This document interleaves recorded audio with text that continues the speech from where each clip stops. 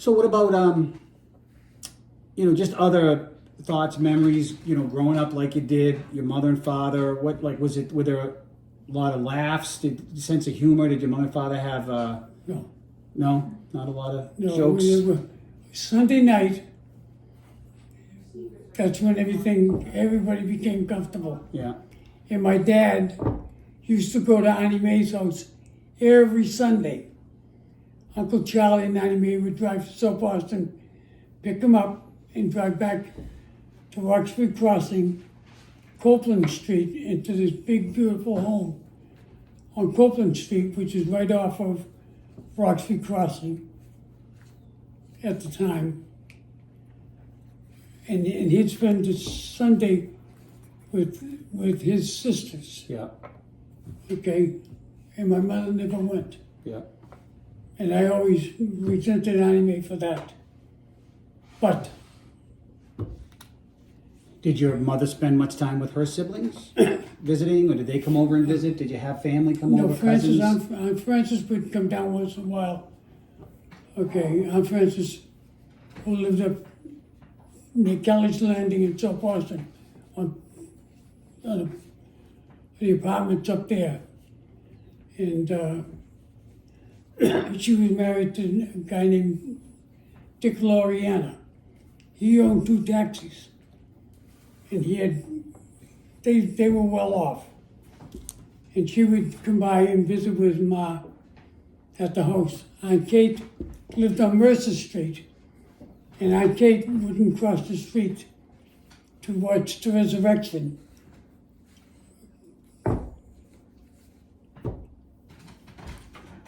Okay, we're all right. Keep going. Aunt Kate, wouldn't come down to, not wouldn't, she just didn't, Yep. Come down to our house. Yep. And she used to call us all, little cockroaches. Yep. She was 4'10", 80 pounds soaking wet. So do you think because your family was just so large, and especially with in-laws now and then grandchildren for your mother and father, I mean, there was always a lot of people around, but just not so much extended family? Like holidays, did you see No. aunts? And, No. do you have any, I think I asked you this in the last one, but did you know your father's parents at all, or your mother's No. parents? Were they long gone before? They were gone. There was a picture in the kitchen on East State Street of a birthday party, and it was the 90th birthday, I think. And it was one old guy. He looked like the guy from Mar and Park Kettle. Okay? That was my father's father. And it was his 90th birthday party, I think, or 80th birthday party for him. And everybody in the picture, I didn't recognize anybody, but I always remember that picture. And I always wondered what the hell happened to it. But that was my father's family. Yeah. Don't know where that picture went, huh? Nope. When we left East State Street, never saw it again. Your father, though, like you talked about the stuff with the unions and whatever, and he was, in addition to liking sports, he liked politics, current events, things Loved like that. politics. As a matter of fact, I can remember I myself, I'll talk about me. I myself could sit and listen to Davy and Paulie and brother and dad talk about whatever. I could sit at the table, and I was 10 years old, and they would talk all of this political stuff, or stuff that 10-year-olds wouldn't be interested in. But I would sit and listen to them talk. Davy became, he loved politics. He ran for office himself. Brother ran for city council himself. That's a sad story, which I'll tell you later. And my father loved politics. My father's, I can remember him talking about In the old days, he belonged to the Ward 6 committee in South Boston. In the precincts in South Boston, precinct 1, 2, 3, but then precinct 1, they Ward 1, 2, 3, 4, 5, 6, 7, or whatever, and the same in the others. He was a ward on the Ward 6 committee, and he explained, I don't know if he explained it to me, but I heard him talk about it, that in the 30s, James Michael Curley, for instance, would come around to each one of the cities, the communities in Boston when Curley was running for mayor, say. And he'd come into Ward 6 committee, and he'd say, I need your support, fellas. You got to give me some support. Because in those days,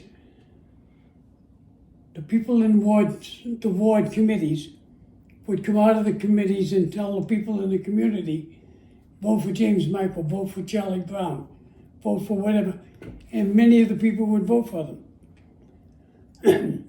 So whenever a politician came in and said, I need your support, guys, help me. Okay, what they would do is say, what are you going to do for us? And they'd say, well, I'll give you 10 jobs. I'll guarantee you guys got 10 jobs to pass out. And they'd say, hey, we got 400 people here in our ward because they're all living in 3 deckers. So he would promise 10 jobs. They would say, 10 jobs, what the hell is that to us? We need 30 jobs.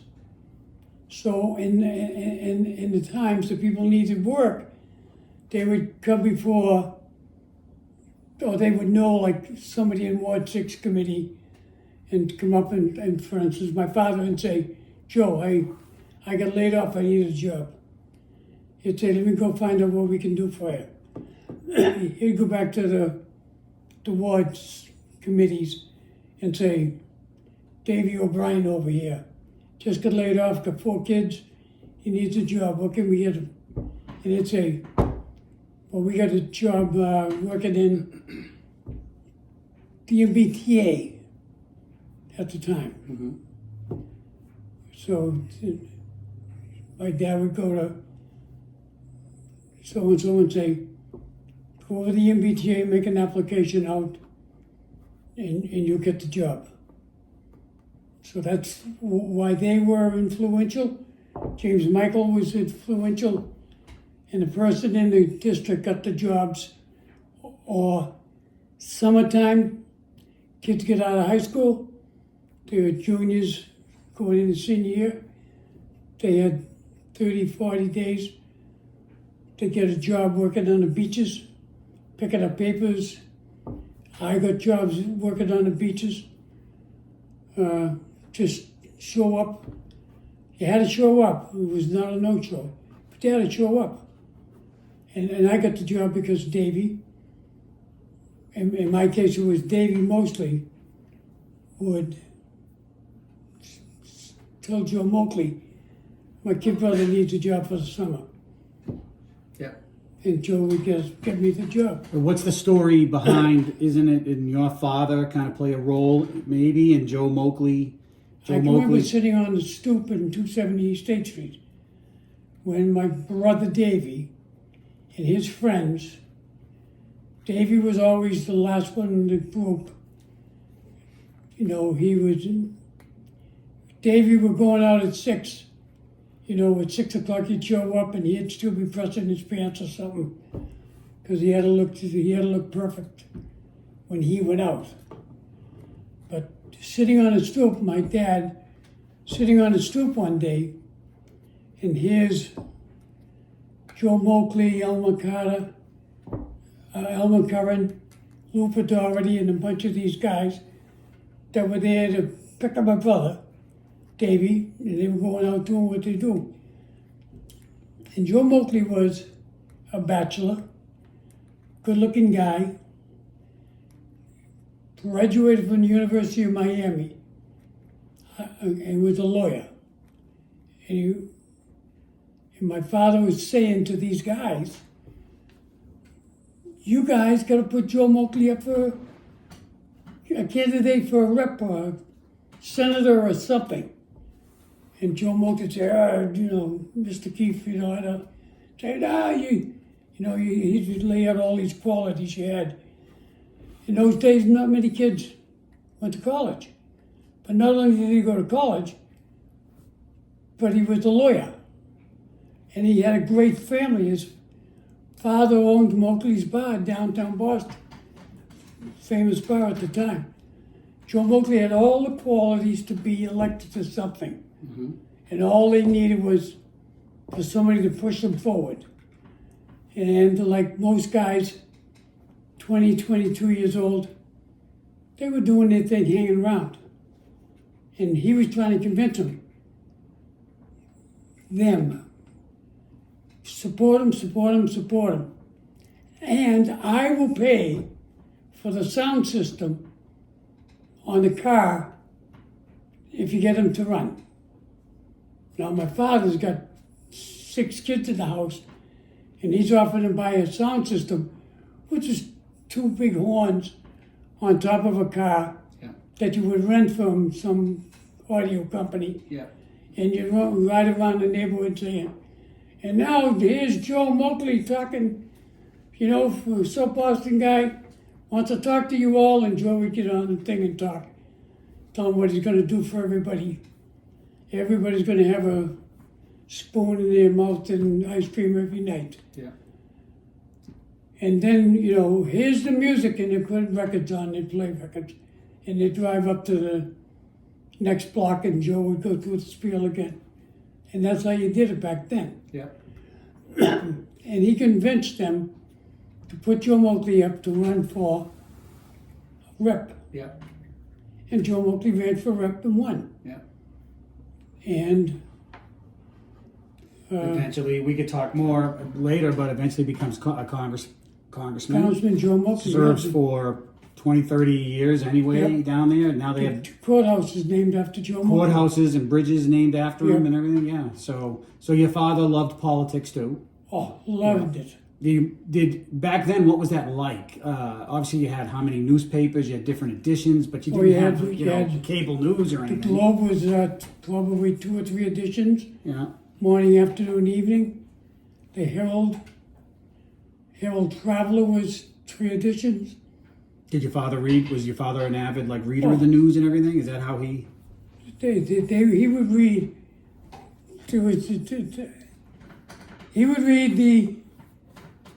He would read the obituaries. The Irish sports pages. Yes. He always, every morning, we never touched, the kids never touched the paper. Yeah. I mean, I would get the sports page, read it, and stick it back in. But you never touched that paper until he went through the obituaries. And he would go into the obituaries and take off the top of the refrigerator the precinct books. And in the precinct books was everybody who lived in Ward 6, Yeah. Precinct 1, 2, 3, 4, 5, 6. And then the obituary would say, South Boston, Charlie Brown, died.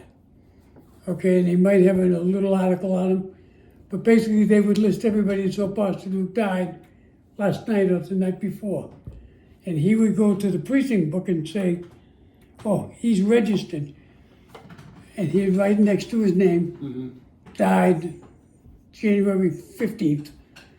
Okay, and come election time, he would take his precinct books, as the other Ward 6 members would take their books and go up in front of the committee, and they'd say, I got 9 people in our district who died.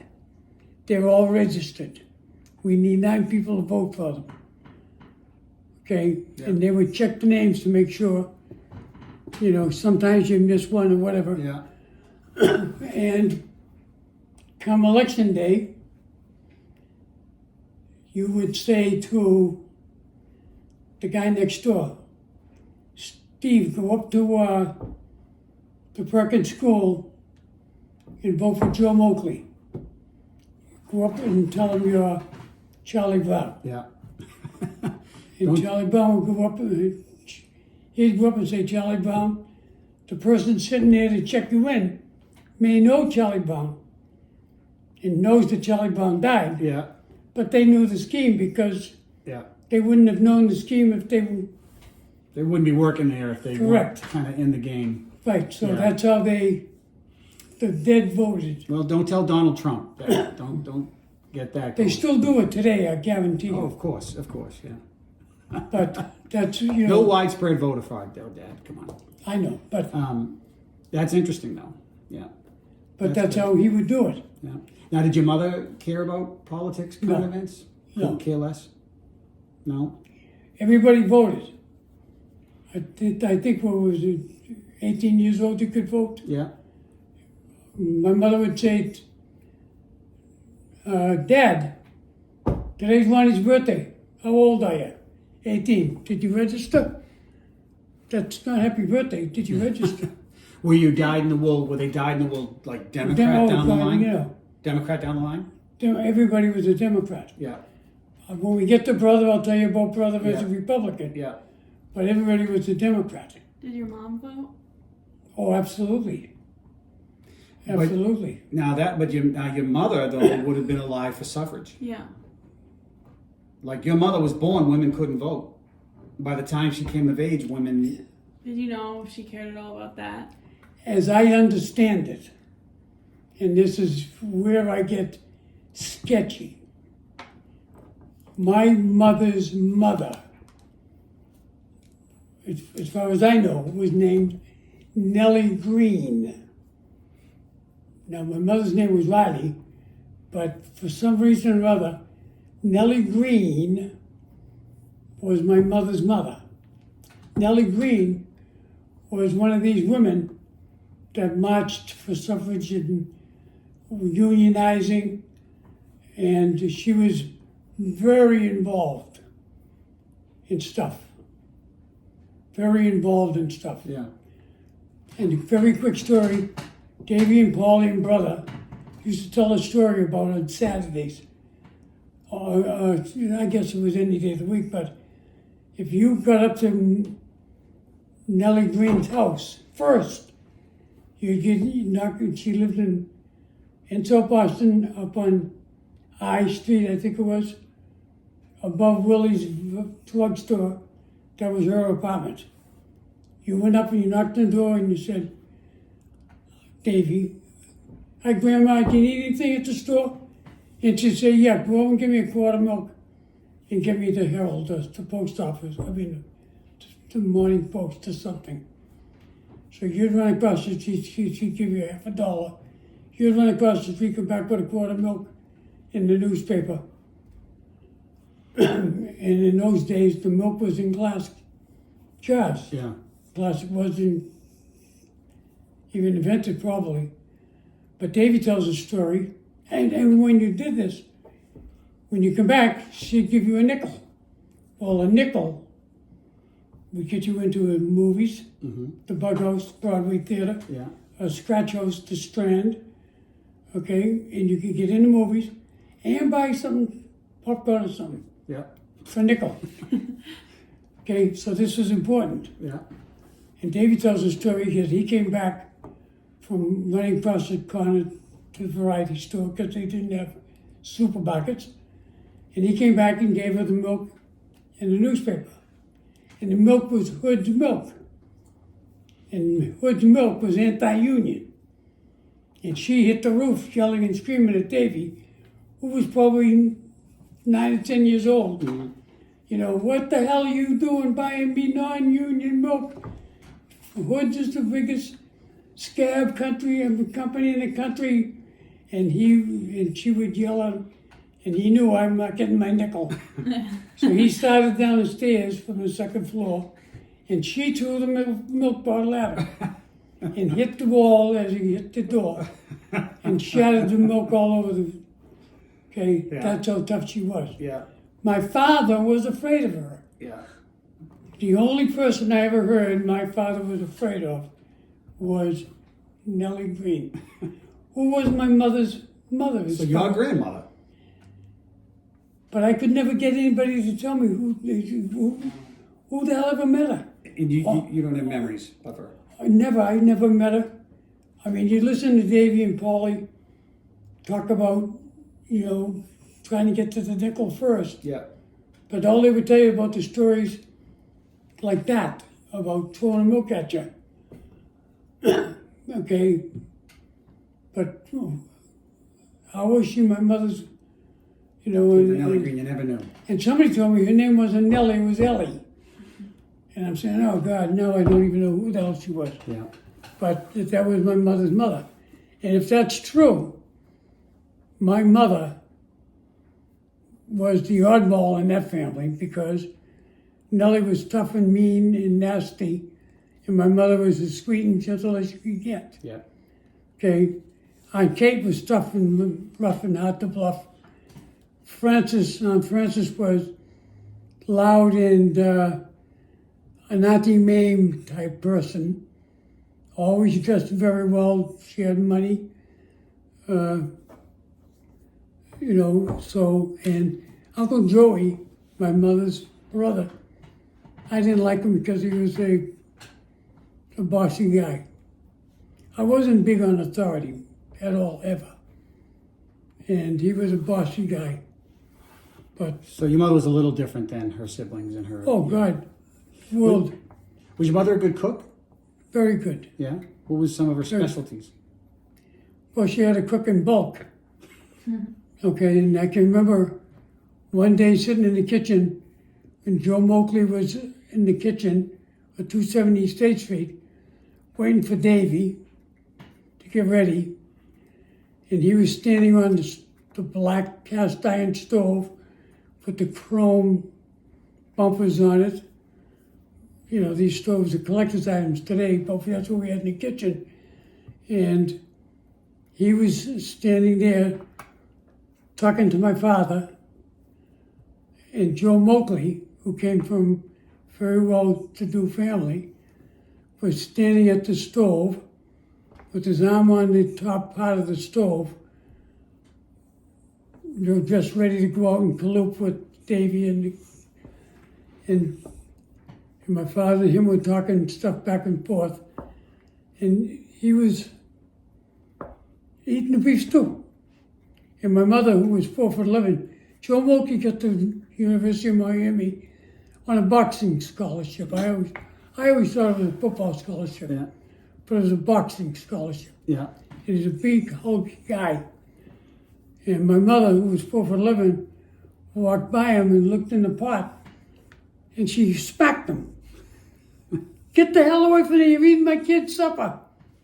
Okay? Because he was standing there talking to my father with the ladle, eating the beef stew. Yeah. And my mother was cooking for us. Yeah. Okay? And I was in the kitchen. It was never, you're a little kid, get out of here. You could sit and listen to them talk if you wanted to. Yeah. But I can remember my mother, 4'11", hitting Big Joe Moakley. Get out of here, you big goop. You're eating my kid's supper. Yeah. So she was a good cook. Yeah, You very guys ate okay, even though times were a little tough and it was Yeah. lean. And even though there was a lot of you, she made it work somehow. yeah. Kept a really clean house. Kept, Yeah. well, Reenie was there, and Reenie raised like Reenie raised, I'll say Bobby, me, Freddie, Lenny, Jackie, Betty. She was responsible for us. Sister was responsible, when she was born, she was responsible for probably taking the others, Yeah. because my mother was always pregnant probably. Yeah. And sister got married very young. Yeah. Okay, but anything, Reedy would make sure we brushed our teeth, took care of things. When she got on you, you stayed. She was tough. Reedy was very tough. Yeah. But Mom could always depend on her, Yeah. to make sure that we get up and got going. Well, this is great. I mean, we can always come back and do more, but I feel like for people watching this, I think the way my kids grew up is closer to the way I grew up than the way I grew up was for how you grew up. You know, I think there's a big gap Worlds between apart. how you grew up and maybe how your grandchildren or great nieces and nephews, hopefully will watch this, get a lot out of it, could ever even imagine. So it's really important to get this on the record so people can understand, and then not only, you know, where they came from and you know, how the Keefe family came to be. But we're going to pause here too. Next time we do this, we got to talk about the effect of busing on my family. Yes, that could be its own episode. Oh, Okay. it's a short one. It's not about busing as much as it is what busing did to my family. No, we'll definitely take the time to do that. Okay, Yep. that's Yep. And we got more coming on every single brother and sister, each one of them. and whatever else we need to circle back and cover too. Each A lot one of of them I stuff. want to tell you about. All right, Dad. Unique. All right, coming back with more another time.